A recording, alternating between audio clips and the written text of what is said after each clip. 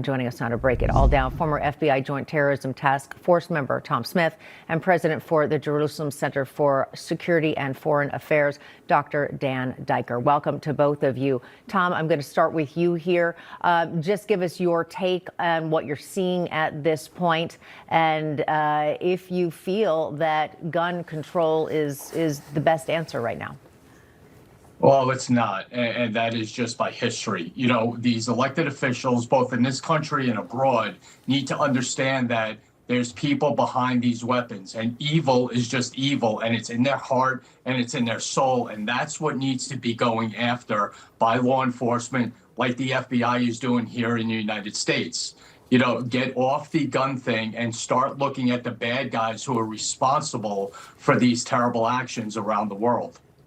Dr. Diker, want to get your reaction to all of this here, but before we do, I want to bring this up. Our Vice President, J.D. Vance, he posted this last night about the rise of anti-Semitism, which is clearly happening, and what he believes is the cause. He writes this: the most significant single thing you could do to eliminate anti-Semitism and any other kind of ethnic hatred is to support our efforts to lower immigration and promote assimilation.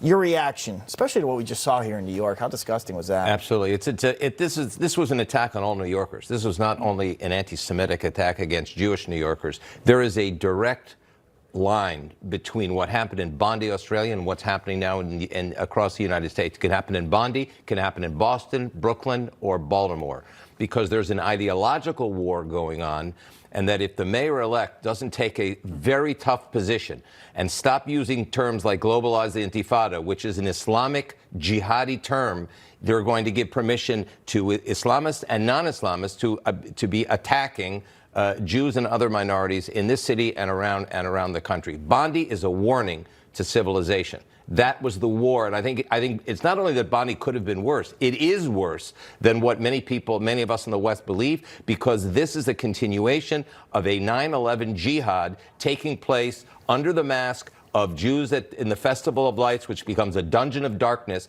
But it's not about the Jews. It's about Western civilization, Judeo-Christian civilization, and nothing less. And the West has to wake up and realize that there is a global ideological war going on, that it has to be fought and has to be won. Dr. Diker, Tom, pleasure to have you both on. Thank you. Thank you. Thanks again.